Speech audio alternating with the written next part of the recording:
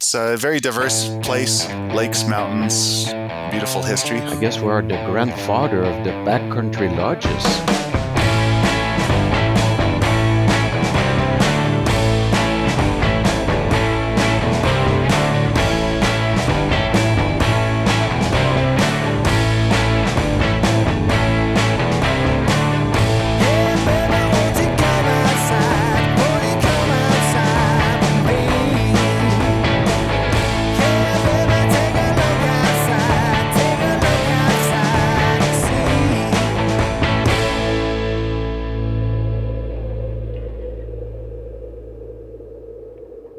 This is Mountain Escapes, a backcountry podcast, connecting backcountry enthusiasts like you with the legendary backcountry lodges of British Columbia, Canada. Each episode, we highlight one of BC's unique backcountry lodges through conversation with the lodge owners and operators. One of the world's finest alpine settings. I'll blow up my line and put it in the basket. That's it. Everybody has to have a transceiver, a shovel, and a rope. Mountain Escapes, a backcountry podcast. Your host is Brad Harrison, who's worked and adventured in remote settings his entire life. He's the executive director of the Backcountry Lodges of British Columbia Association, former owner-operator of Golden Alpine Holidays, and current owner-operator of Call West Alpine Adventures. Now, here's Brad Harrison. Welcome to the Mountain Escapes, a backcountry podcast brought to you by the Backcountry Lodges of British Columbia Association. I'm Brad Harrison, and we are here to connect backcountry adventures with the owners, operators of lodges throughout British Columbia. Today, we are very pleased and honored to have on our show Andre Renner and Claude Duchesne from the historic Assiniboine Lodge in Mount Assiniboine Provincial Park. Andre and Claude, welcome to the BLBCA's Mountain Escapes. Thank you, Brad. Glad to be here. We're really pleased to have you, and we know the Assiniboine Lodge has a long and rich history. Before we get into talking about the lodge, we just want to talk about you a little bit. So can each one of you give us a little background? Well, I grew up being put to work in the Backcountry Lodge.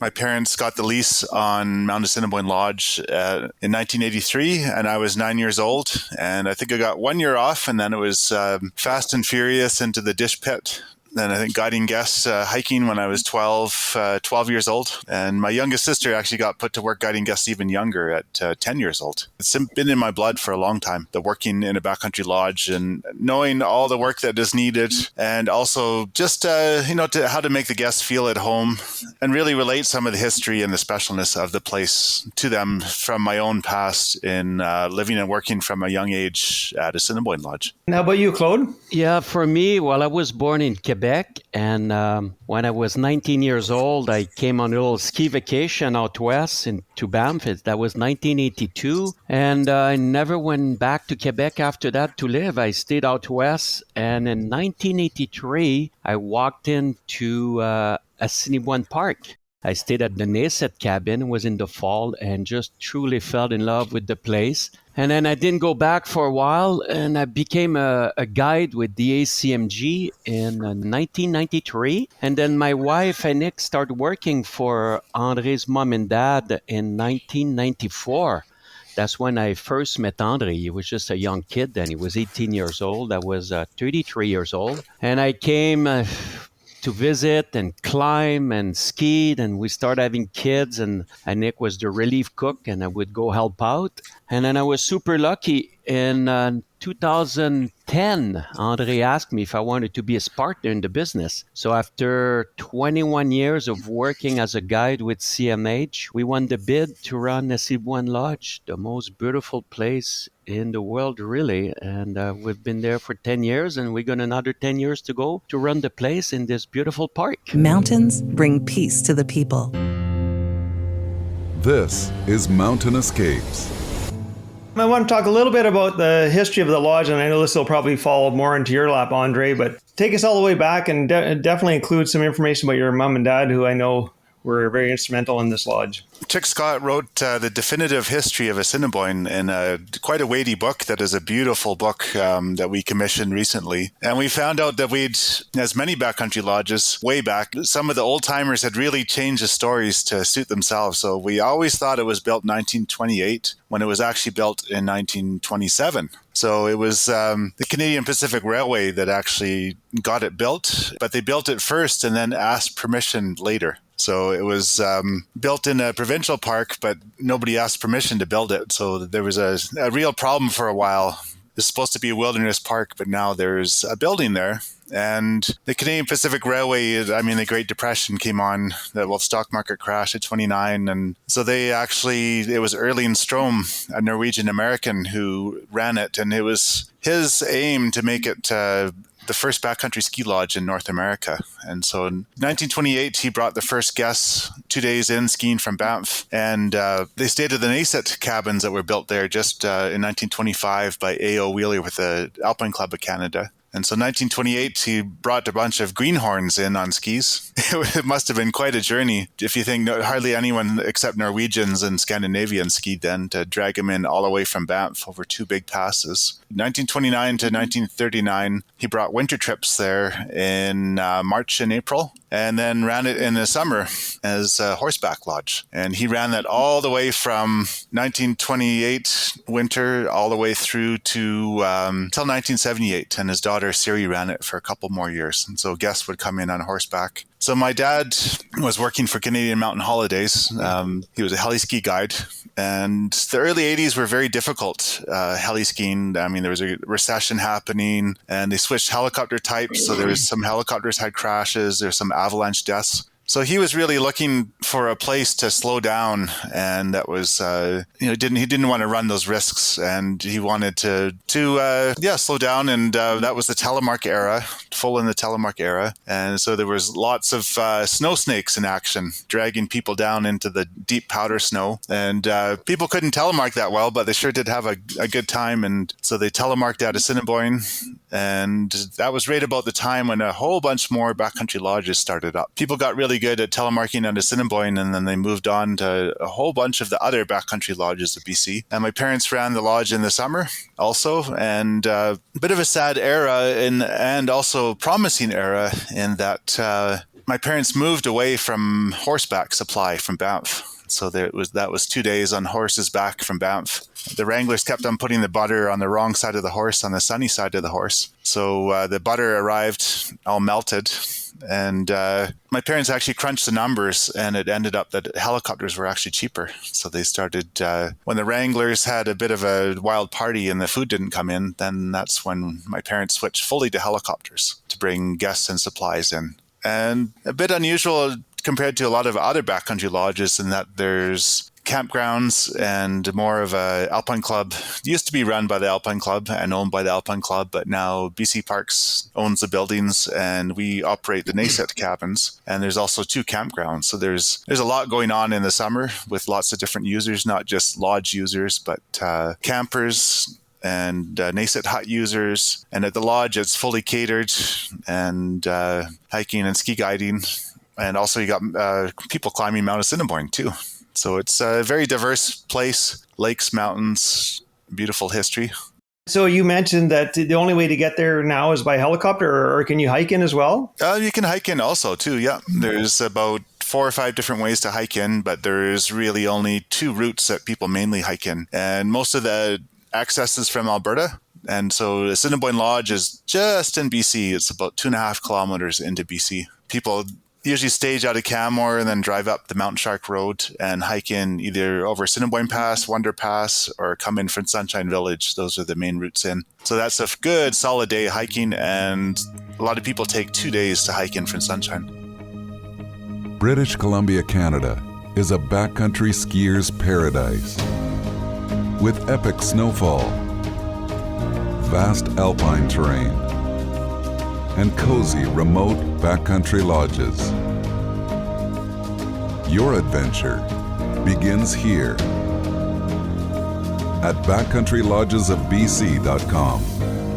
Either if I get off a helicopter or I hike in, what am I going to see when I first come around the corner and see Assiniboine Lodge? Well, once you come over the pass, which is Assiniboine Pass, or if that's coming from Shark, or if you come from Sunshine, as you come to Hog Lake there, it's this most predominant mountain. It'd be like the Toblerone on the chocolate bar there. It's this huge pyramid sticking out from any other peak. It's very, very massive with two glaciers hanging, one on Assiniboine and the other one is on the Magog Peak, and nothing. Well, it's the biggest peak in the area. It's actually the sixth tallest peak in the Rockies. And at that point, you're mostly above the trees, and you just walk in the meadows, and you come around the corner as you get closer to the peak, and this beautiful lodge is there, which was built again in 27, and the lodge has 7 cabin for guests and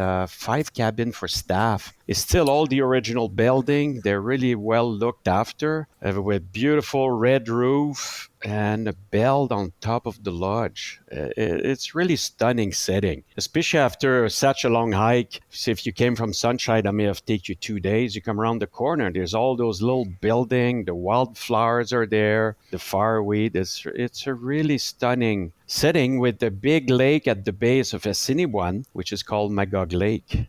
Very unusual setting for such a remote place.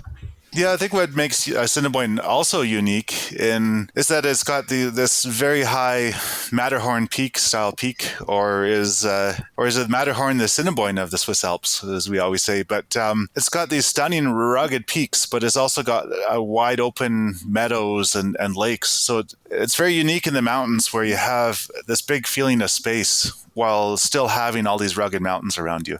And it sounds like the lodge is very comfortable. I don't think you'd call it rustic. It is definitely comfortable. There was a major renovation undertaken with BC Park in 2010. The lodge was taken apart, which is the dining room and the kitchen. And then the bedroom and living room was lifted, then moved forward in the meadows. And then heavier equipment was flown in by helicopter. I think it was 7,000 or 8,756 bag of premixed cement was brought in by helicopter. And then they start doing the digging and then doing footing, foundation, and rebuild the lodge on top of this new foundation. So it has been really, really well done. There's also a micro hydro system, so we generate power. So there's baseboard heaters inside the lodge. So yeah, it's really cozy with the modern commercial kitchen. Provide great food for the guests. There's a very nice shower house with sauna for guests to use also. And what kind of food would people expect? It's really nice, homey food, but on a very nice high end. Like you'll get fresh salad on a warm day. On a cold day, you'll get a soup, and then you could get lamb, or you'll get fish. You'll get a beef tenderloin and homemade baked bread every day, homemade dessert. We have the same chef has been with us for the last 10 years, Tina. She's from Banff. And she's a great chef, also baker. She used to be a baker working with the Canadian Mountain Holiday, and we've been very lucky to keep her with us for the last 10 years. And how many staff would you have typically at the lodge? I think we have 8 staff at a time. And so it's quite a large complement of staff, I think, compared to a lot of backcountry lodges. Sundays we even have 10 staff. And of course, COVID's changed our numbers a bit, and we've run with less staff and figured out better ways of doing things. But yeah, we do have a fair number of staff with 2 guides and then a chef, and then the people that help the chef and lodge manager. Yeah, and we also look after the trails in the park. So on and off, we have a 2-people trail crew working on the trails in the park, and also a custodian who look after the campgrounds, the Nasset cabin, and the hideout for the climbers. This is the Mountain Escapes, brought to you by the BLBCA, and we are talking with Andre Renner and Claude Duchesne from Assiniboine Lodge. Let's talk a little bit about your typical guests. What kind of demographic are they? Where do they come from? What kind of activities are they interested in doing? Well, pre-COVID, the guests really came from all over the world, but mostly Alberta and BC. We also would get a lot of guests from Japan. And that would be summer. In the winter, the Japanese didn't really come. It was mostly BC, Alberta, and lots of American also in the winter. our average guest would be, I don't know, in their mid 50s or so.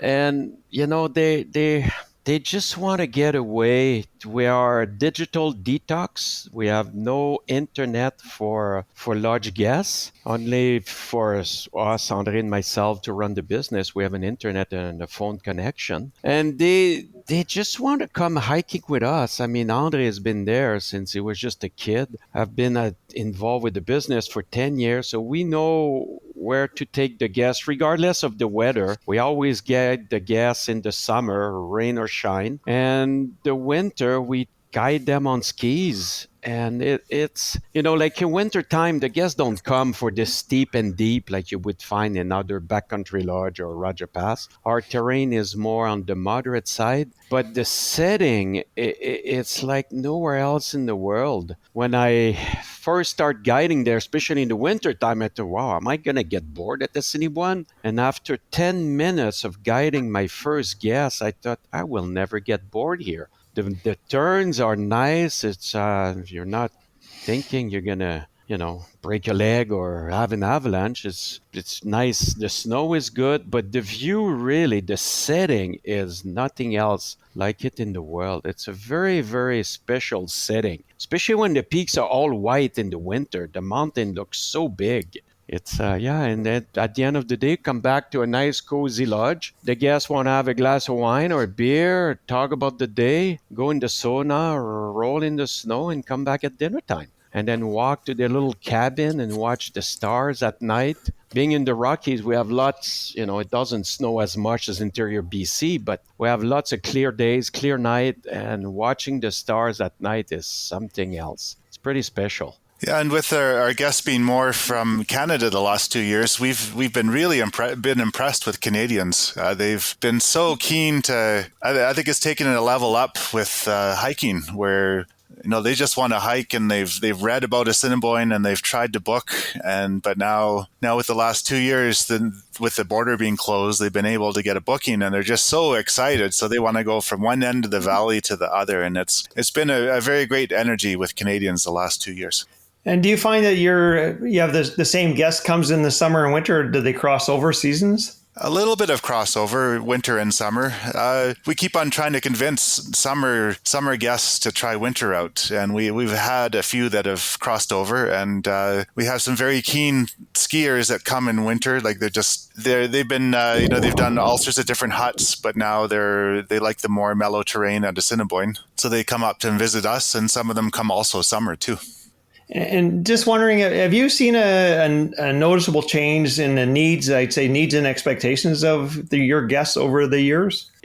Yeah, I would say more and more what they really, the need to stay disconnect as they come to the lodge. I think over time, we're, with our job in our life, we're becoming more and more connected to the internet, social media and all. And the vast majority of our guests are so happy to be disconnected when they come at the lodge. No phone, no email, no social media. So in a way, that's kind of the change. They truly want to have a real mountain experience and just relax and keep it to the very basic. Just skiing in the wintertime and hiking in the summer and watch wildlife and sunset and sunrise. It's almost stronger than it used to be, just from the disconnect of the setting at the Assiniboine.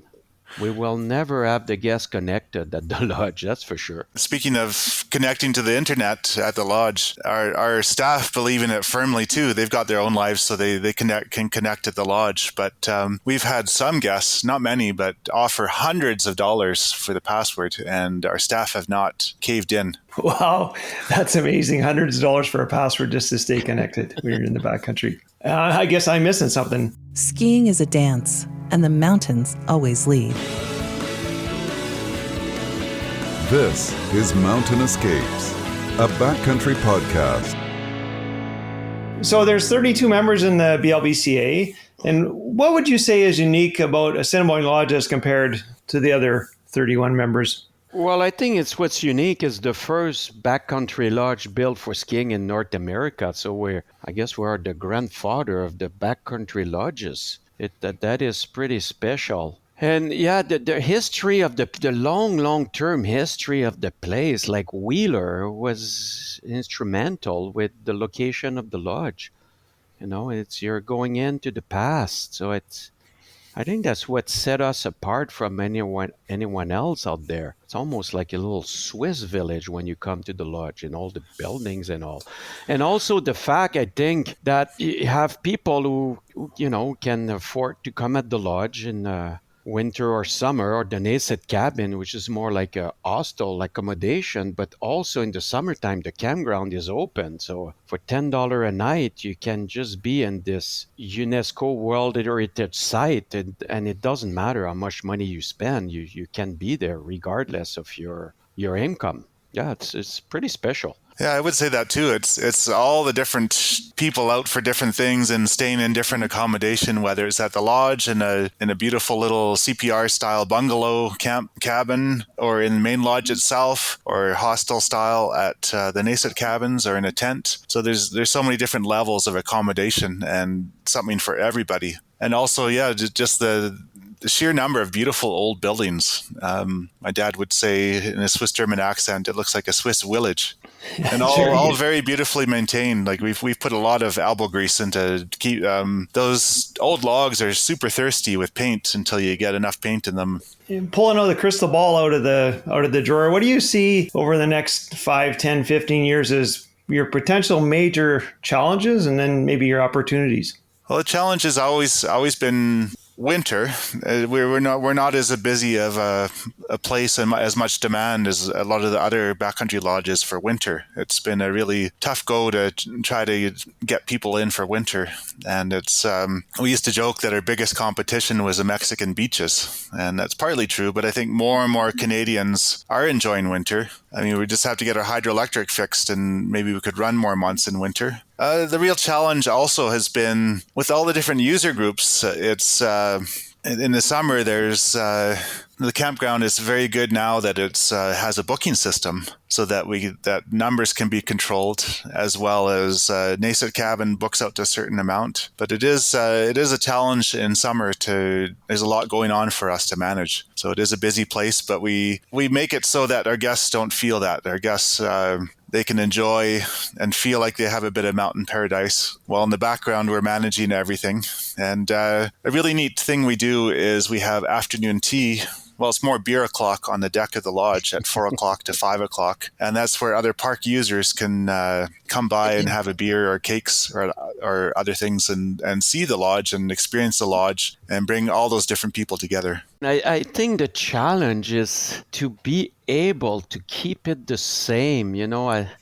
We have a park use permit, and some people within the government, sometimes they have different ideas. But really, to me, it's to keep it the same as it was when Erling Strom built this little paradise with his first guests, and Wheeler were there, and all of this. I think for Andre and myself, our challenge is, it's a historical building. It's just kind of a living museum in a way, and it's just to keep it that way, just to maintain the building to the perfection we keep them at, keep the roof from leaking and adding more paint, but really not to change anything, just keep it simple. Just a true mountain experience. When you think of skiing, people have been skiing at Assiniboine since 1928, and they were skiing with old, long straight wooden skis. And now we have carbon fiber skis and amazing warm boots with electric socks and you name it. But we're still skiing exactly the same place as they were skiing in 1927. I find that amazing. And that's the challenge. Just try to keep it the same, not to get too fancy, and just be comfortable and just a simple mountain experience in a beautiful setting that Assiniboine is. We often joke that just having outhouses for our guests, they're some of the most outhouses with the most beautiful views in the world. We've actually put windows in so you can be there looking at Assiniboine. But those outhouses actually keep it simpler for us, because then some would-be guests phone in and want to book the lodge, and then as soon as they hear outhouse, they run away. So we get the people that we want, partly because we have outhouses, so that they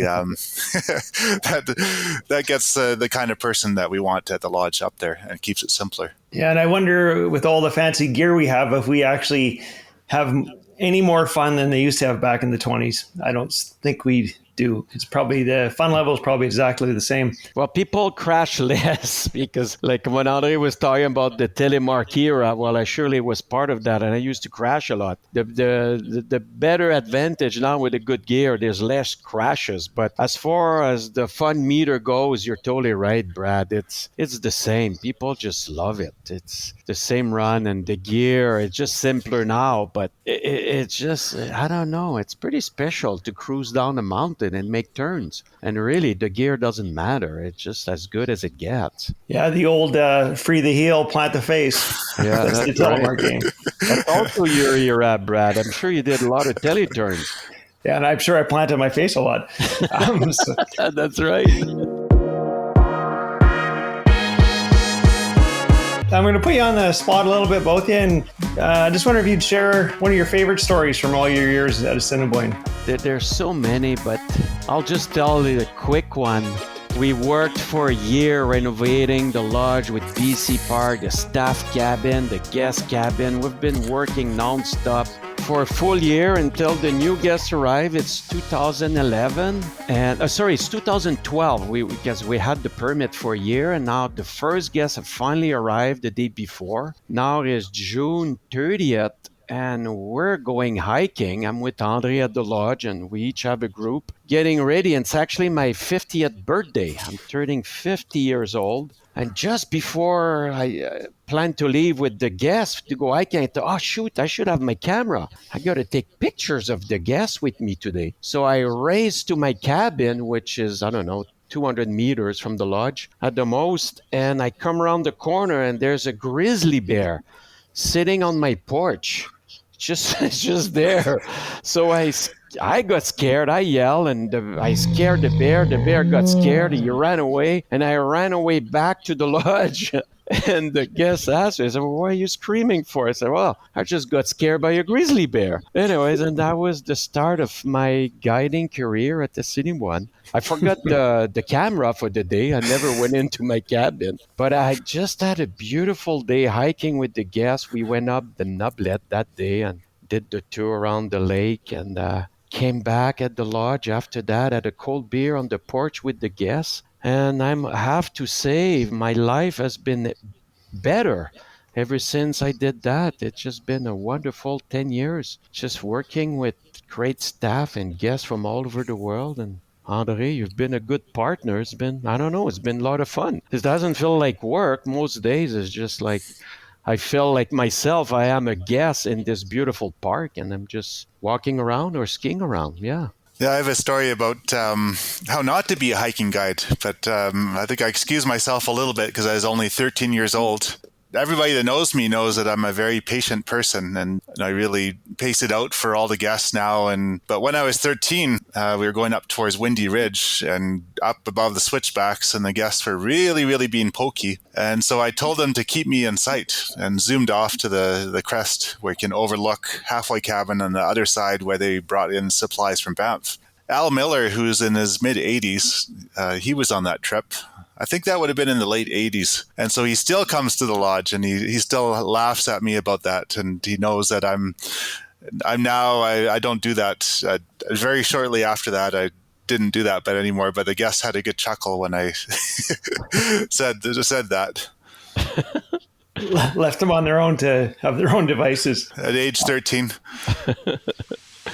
My thanks to Andre Renner and Claude Duchesne from Assiniboine Lodge for joining us on this edition of Mountain Escapes, a Backcountry podcast. I'm Brad Harrison.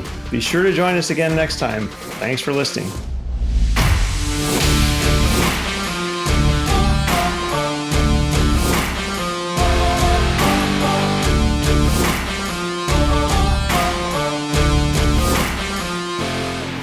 Mountain Escapes, a backcountry podcast, is sponsored by the Backcountry Lodges of British Columbia Association.